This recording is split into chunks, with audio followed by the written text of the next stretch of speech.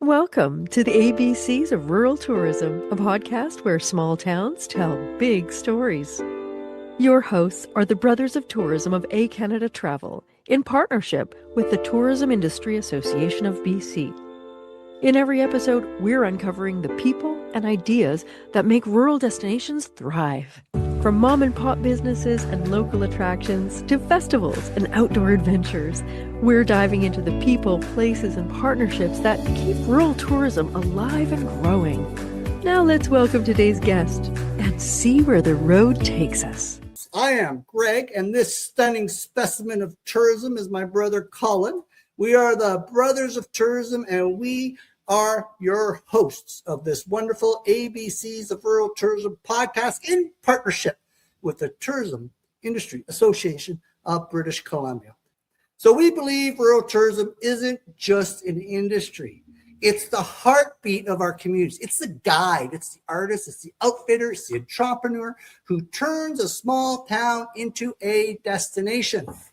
If your heart beats a little faster when the road signs get smaller, and you believe the best stories, experience, and opportunities are found where the highway narrows and the welcomes get warmer and closer, you found your people. Yes, you have. And just so you know, this isn't your everyday podcast interview. Nope, we don't do that. We like to think of it as a tourism therapy with microphones.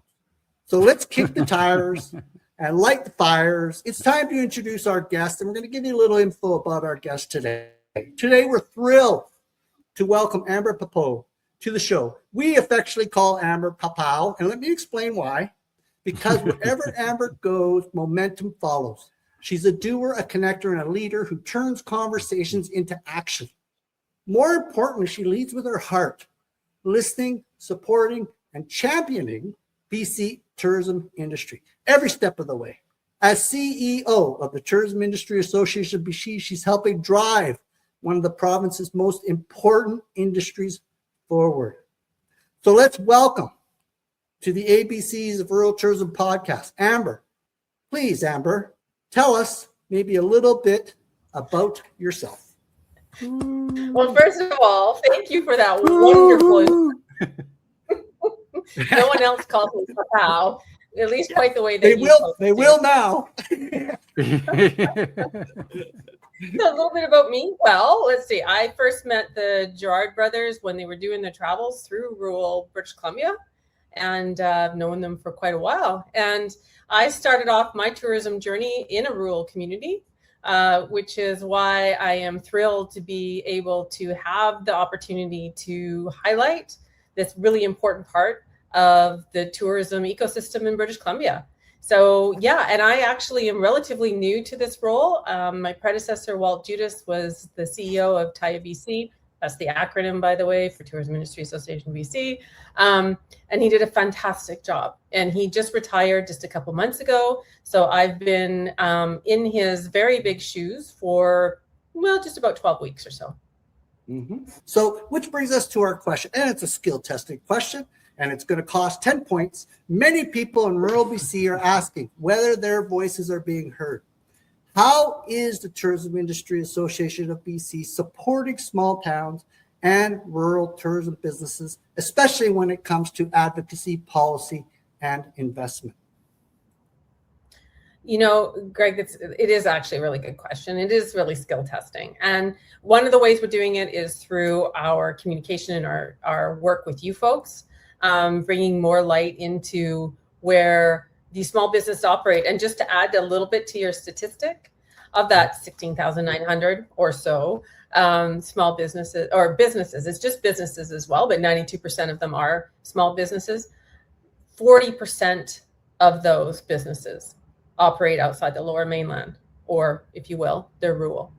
So that's a really interesting statistic because that's a significant amount.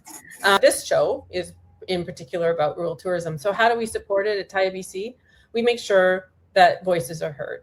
We make sure that the issues, the challenges, the opportunities that small towns, and in particular small town business operators in the tourism sector, have the opportunity for their voices to be heard. And that's the most important part of the work that we do, is ensuring that those things are brought to the table and that there's a voice at the table for those rural businesses as well.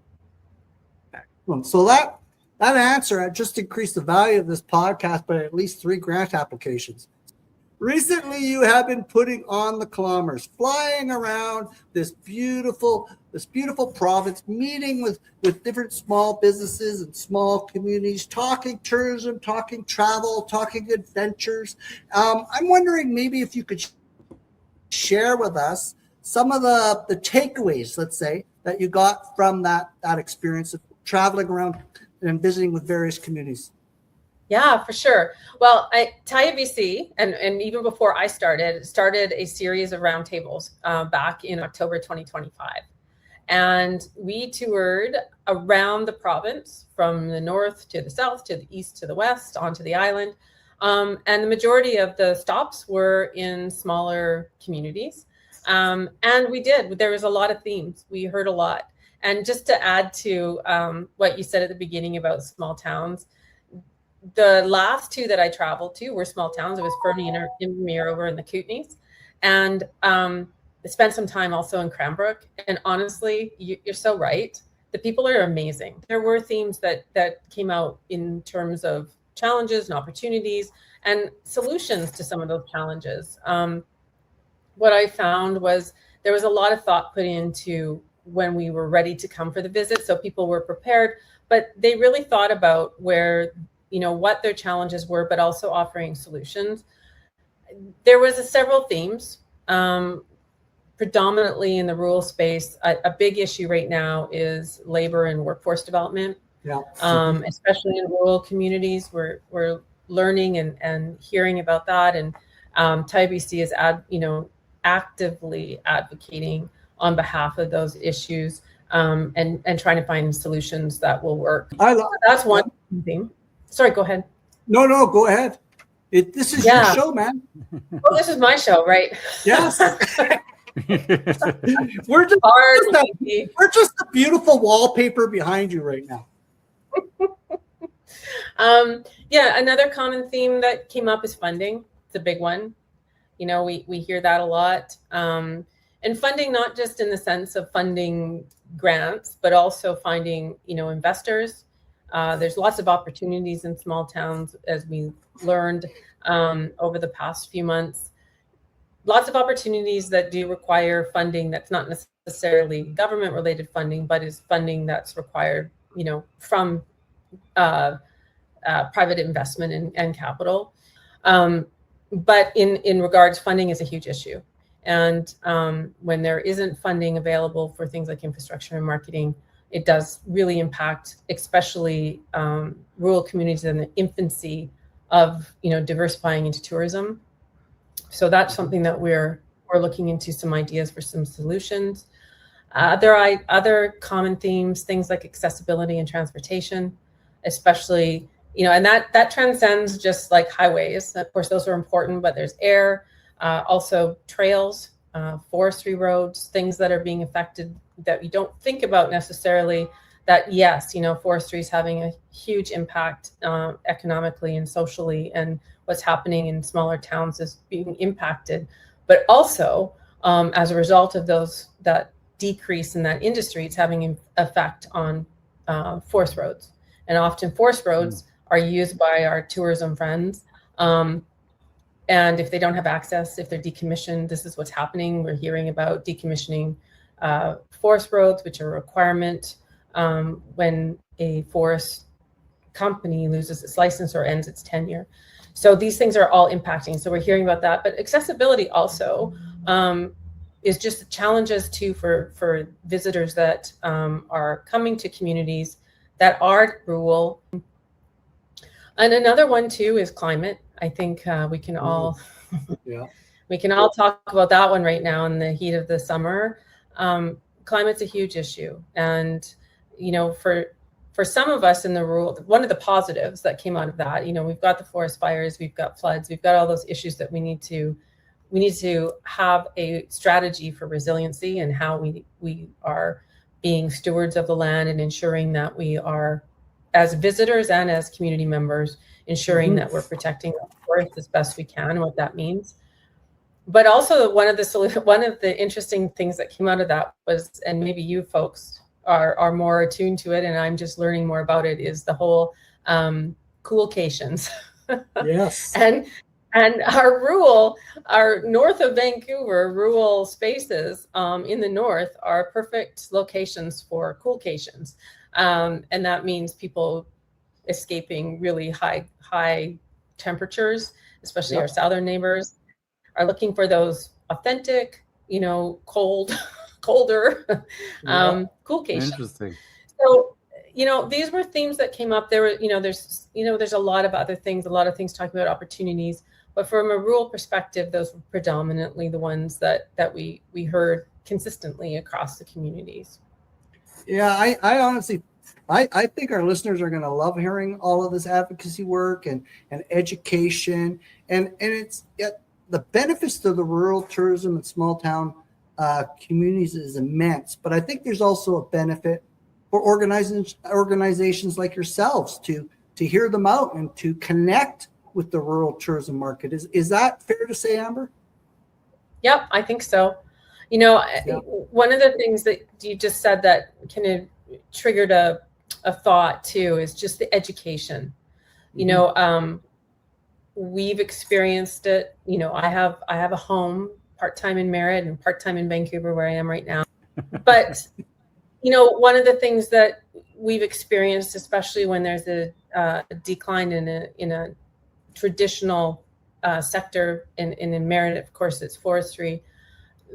There is that opportunity where the community can think about a strategy for diversifying, and especially in a place like Merritt, but there's so many other small towns that have the same attributes and the same opportunity, is to consider moving into that tourism sector, as if not a replacement for a big traditional sector, at least one that can augment the economic development in that community. I think there's a lot of misunderstanding, maybe miscommunication in some places, about what tourism means, and who's actually participating in that market. Lots of business owners don't realize they're actually tourism businesses. And so part of what we need to do, and hopefully we do this in this show as well, and certainly my role with advocacy, is to ensure that type of education is provided in a fun way, but in a way that is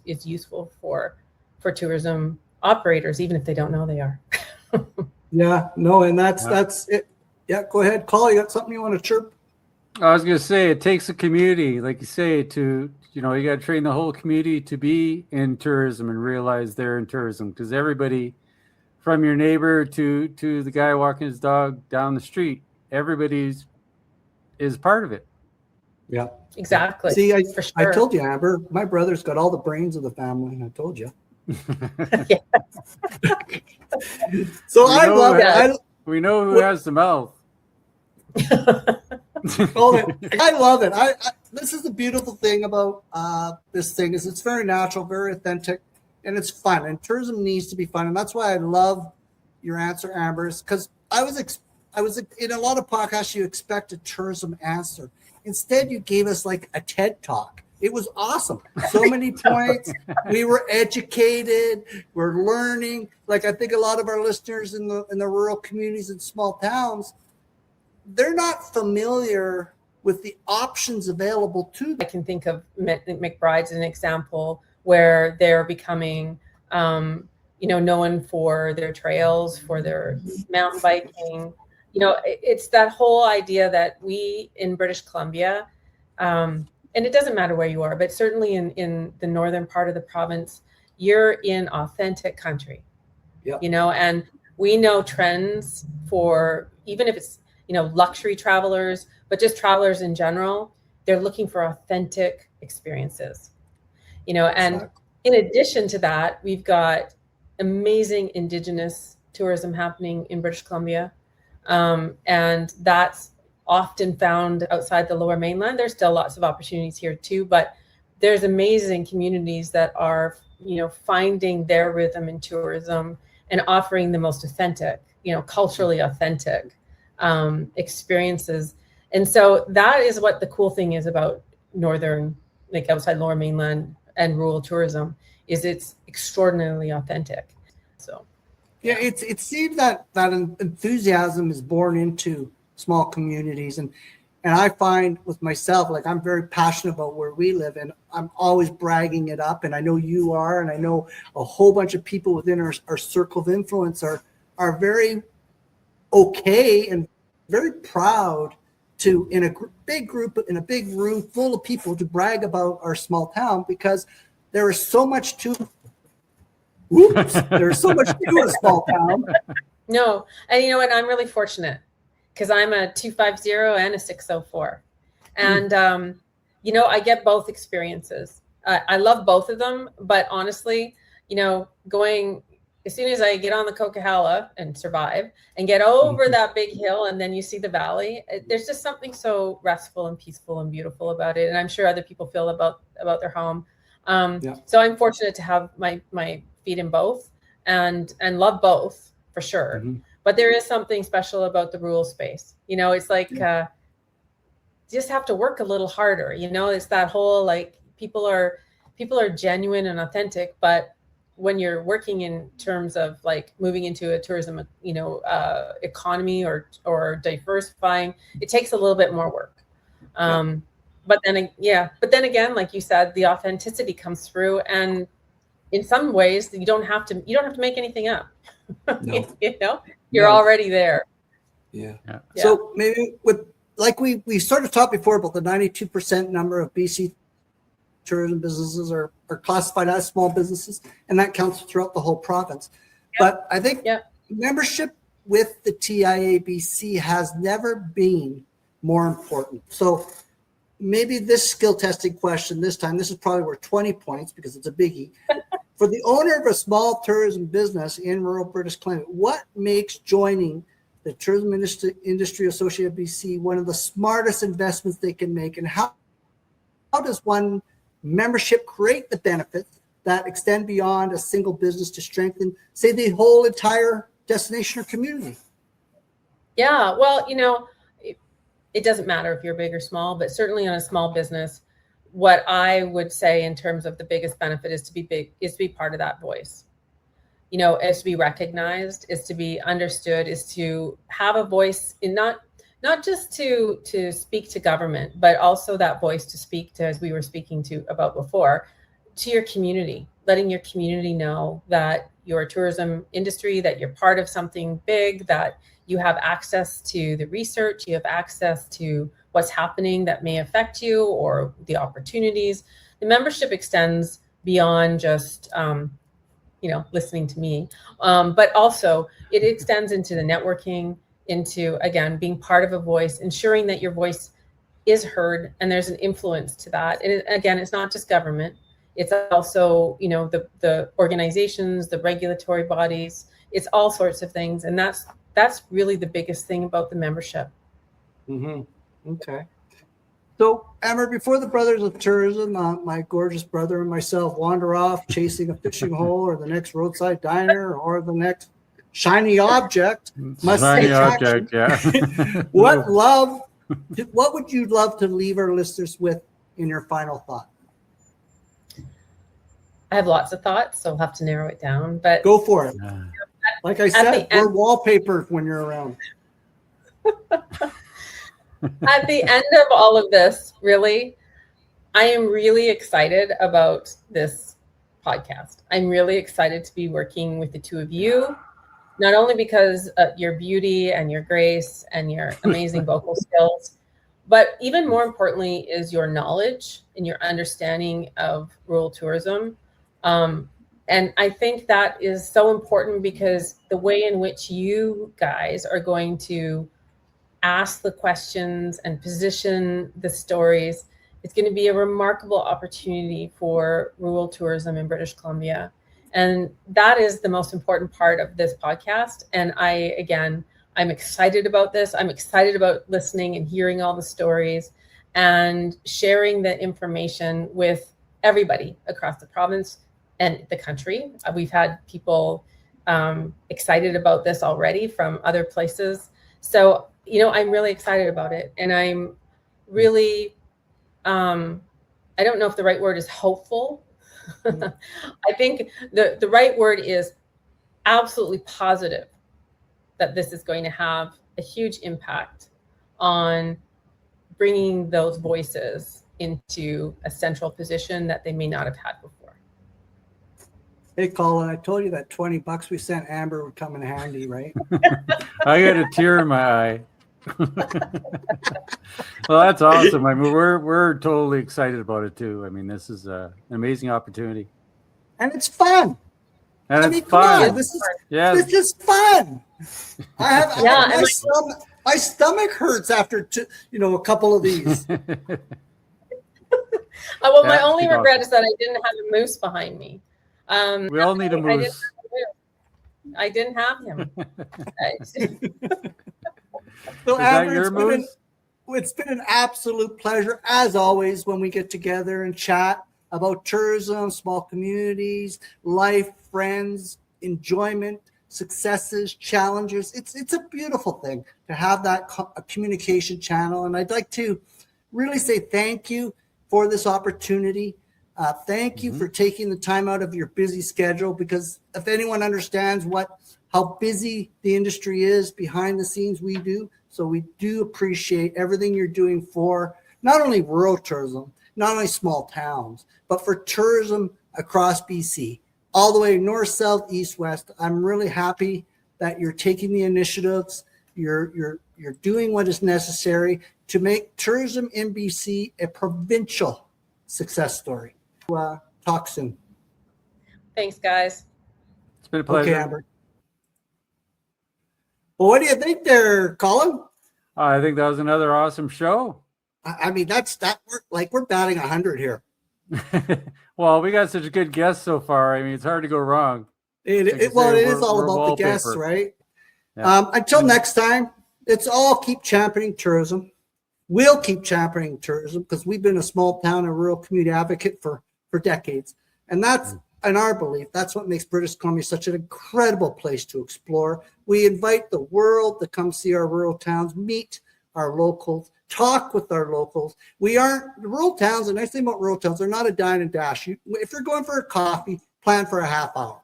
If you're going to go into get gas, it's not 5 minutes, it's 15 minutes. Yeah. So that's what we love to do, is our locals, people, we are part of that tourism answer.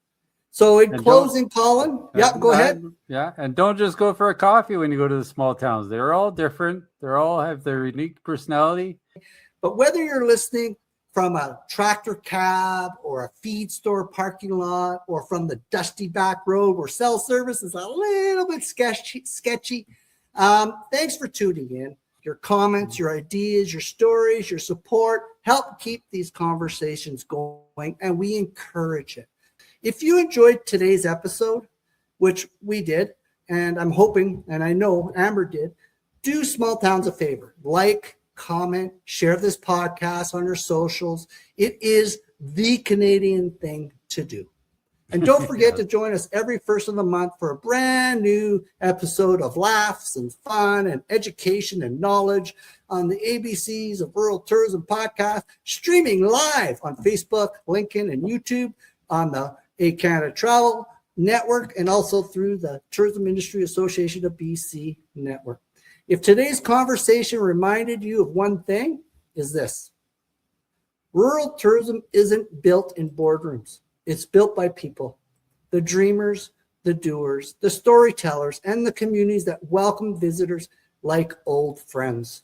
So wherever your next adventure takes you, don't just drive through a small town. Don't do it. Take the time, meet the locals, eat a pie, buy the souvenir, stay a night, take a selfie, do something, spend some time in a small town.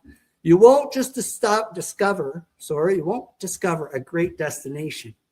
You'll help keep one alive.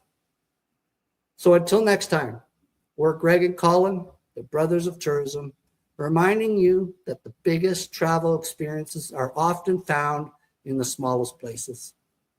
So thank you very much.